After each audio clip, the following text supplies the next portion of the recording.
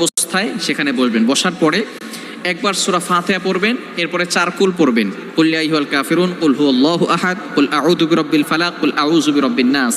এটা পড়ে আপনার বুকে ফু দিবেন এবং পুরো শরীরকে মাসাজ করে দিবেন, আপনার শরীর বন্ধ হয়ে যাবে।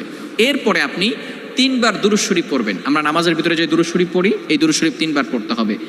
এই দুরূদ শরীফ 3 বার বলার পরে এরপরে আপনি আউযু বিল্লাহ বিসমিল্লাহ সহকারে সূরা কাউসার পড়বেন 21 বার। কতবার? সূরা কাউসার 21 বার পড়তে হবে আউযু বিল্লাহ বিসমিল্লাহ সহকারে। 21 বার পড়ার পরে আপনার এই বৃদ্ধাঙ্গুলটা এই যেখানে আমরা করগুনি 1 2 3 একের জায়গায় রেখে এরপর আপনি এটাকে মুষ্টিবদ্ধ করবেন। এরপরে আপনি সূরা কাউসার 21 বার পড়ার পরে সেখানে ফু দিবেন। ফু দেওয়ার পরে যাকে আপনি বাধ্য করতে চাচ্ছেন হালালভাবে, অবশ্যই হালালভাবে হতে হবে, হারামভাবে করলে কিন্তু হবে না, অবশ্যই হালাল হতে হবে।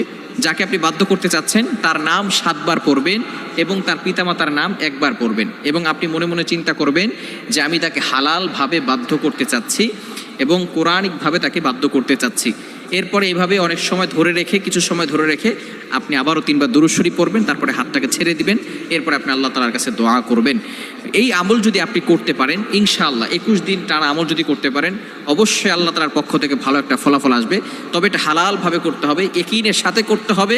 যদি কারো ইয়াকিন না থাকে, কোরআনের প্রতি যদি কারো বিশ্বাস না থাকে, তাহলে কিন্তু কঠিন মুসিবতের ভিতরে পড়ে যাবেন। ইয়াকিন থাকতে হবে কোরআনের প্রতি এবং আল্লাহর প্রতি যে আল্লাহ তাআলা অবশ্যই আমাকে এই কোরআনের মাধ্যমে সাহায্য করবেন। এবং হালাল পন্থা থাকতে হবে, হারাম কোনো কাজ করা যাবে না। বিশেষ করে ইয়াং পিপল যারা আছে, এটা শোনার পরে তারা একেবারে খুশিতে আত্মহারা হয়ে